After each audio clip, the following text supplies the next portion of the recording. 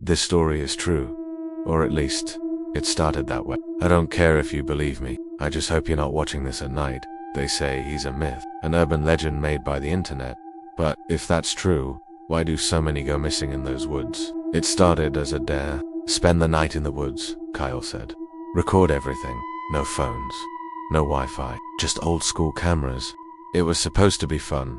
Creepy. Stupid. Memorable. The group was tight. Kyle, Marcus, Jules, Rena, and me. We were the don't care generation. Unbothered, ironic, hungry for something real. What we found was too real. We set up camp just past the tree line near an old power station. The trees stood unnaturally tall, still, silent, like they were listening. Jules joked, Slender Man's watching already. We laughed. We laughed a lot that night, to cover up the unease in our chests. By midnight, the air was thick, like it had weight. Rena said she heard whispering. Marcus said it was wind, but there was no wind. We heard the first pop around 12:32 a.m., a static burst from Kyle's camcorder, then another from Rena's, then total black. All screens dead, no explanation. And then we saw him. It started as a shape, like a trick of the eye, a silhouette too tall to be human, just standing between the trees. Not moving, not blinking, no face, just watching.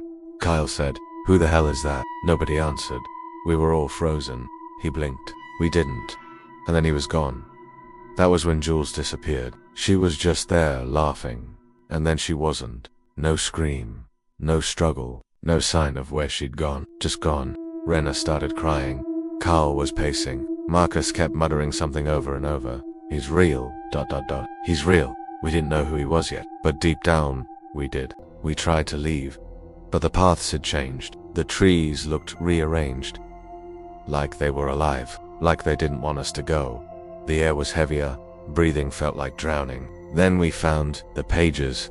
They were nailed to trees. Pages with scribbles, circles, X's, slanted figures, and warnings. Leave. He waits. Don't look. Can't run. Marcus picked one up. His nose started bleeding instantly. He dropped it, shaking. Something wasn't right. Kyle tried to act brave. You guys are just freaking yourselves out. But he kept looking behind him. So did I. You can feel him watching, even when he's not there. Especially when he's not there. We saw him again around 3 a.m. standing at the edge of the clearing. Unmoving, unblinking, impossible. His limbs were too long. His arms reached the ground. And his face, it wasn't a face. It was absence. Blankness so deep it stared into us. We blinked, and he vanished again. Rena started praying in a language I didn't recognize. Kyle started yelling into the trees. Come on, show yourself. He got his wish. A high-pitched ringing filled our ears. It wasn't sound. It was inside us, like a signal. I dropped to my knees. Marcus was screaming. And then he stood up, but not like Marcus. His head tilted sideways, slow, unnatural. He turned toward the trees, and just walked away. We screamed his name. He didn't even flinch. We found his camcorder an hour later. It was still recording. Mostly static, until a frame flashed. Just one.